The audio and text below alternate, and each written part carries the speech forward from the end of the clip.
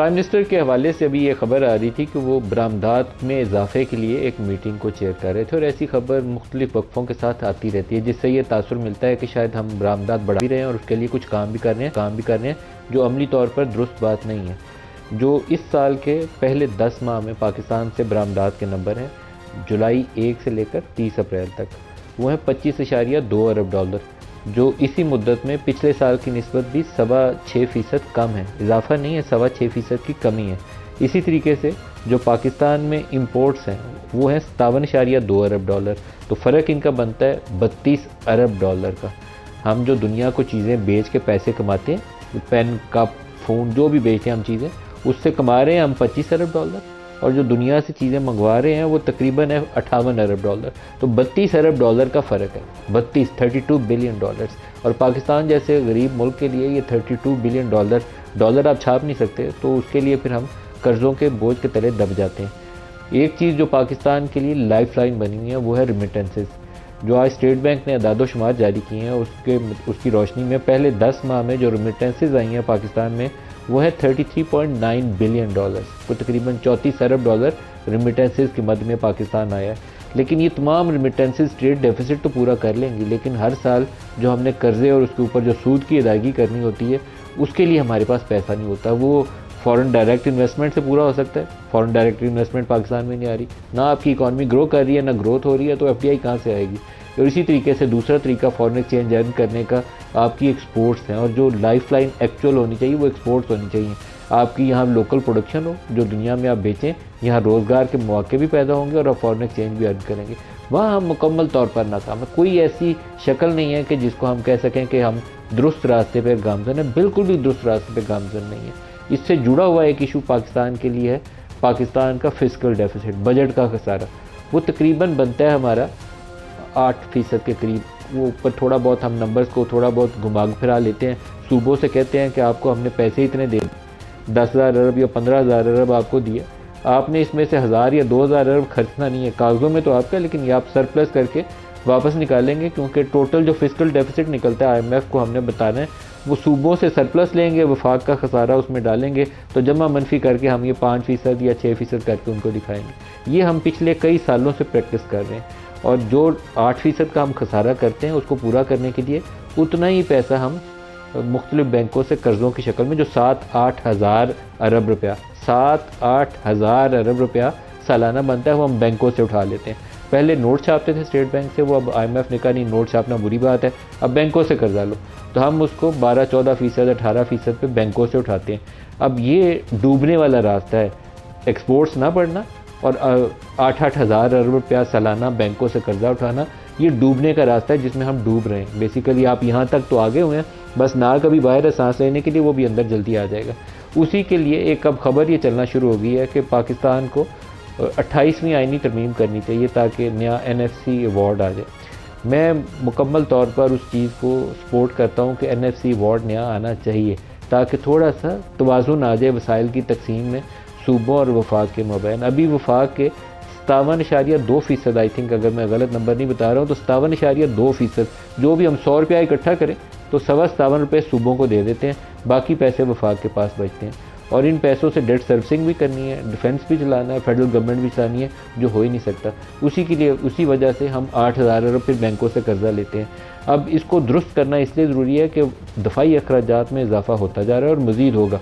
एक तरफ इंडिया वाली सिचुएशन है जो 47 ऑनवर्ड बरकरार है, उसमें कोई बेहतरी ना आज तक आई है, ना आइंदा आनी है।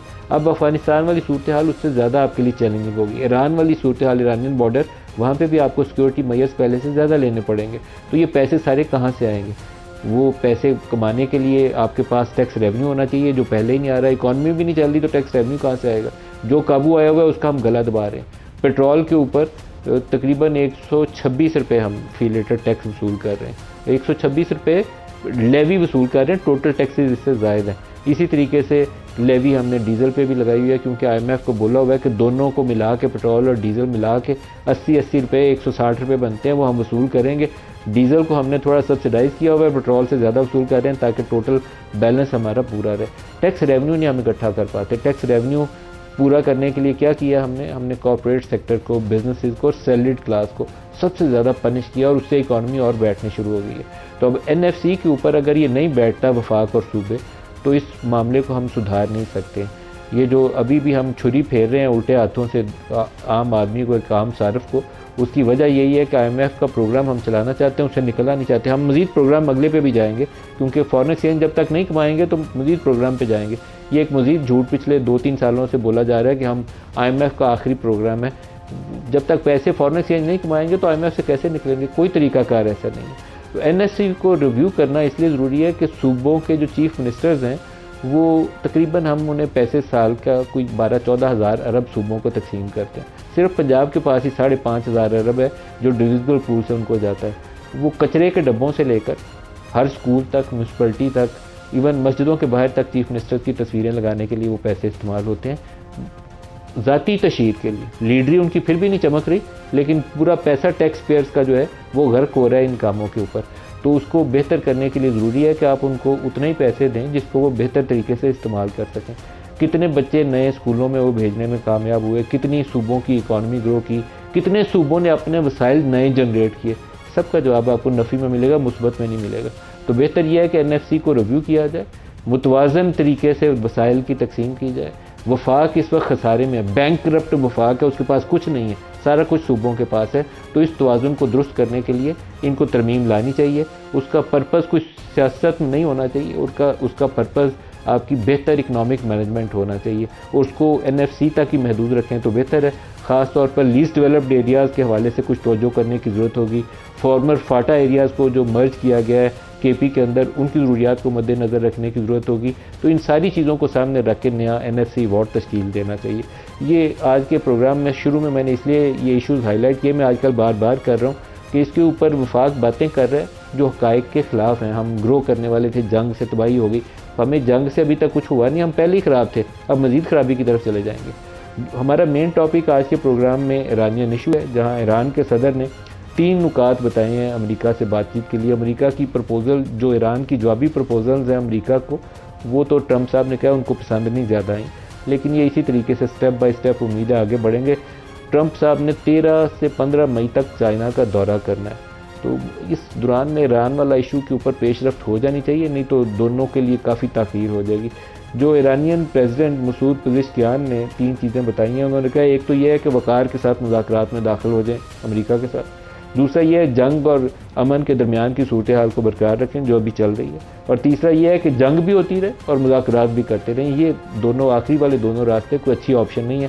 पहला तरजीही रास्ता होना चाहिए कि वक़ार के साथ मुज़ाकरात में दाखिल हो जाए। अब्बास अराक़ची जो ईरानियन फॉरेन मिनिस्टर हैं, उन्होंने गुज़श्ता 24 घंटे में 2 दफ़ा सऊदी फॉरेन मिनिस्टर से बात की और 1 दफ़ा इसाक़ साहब से बात की है।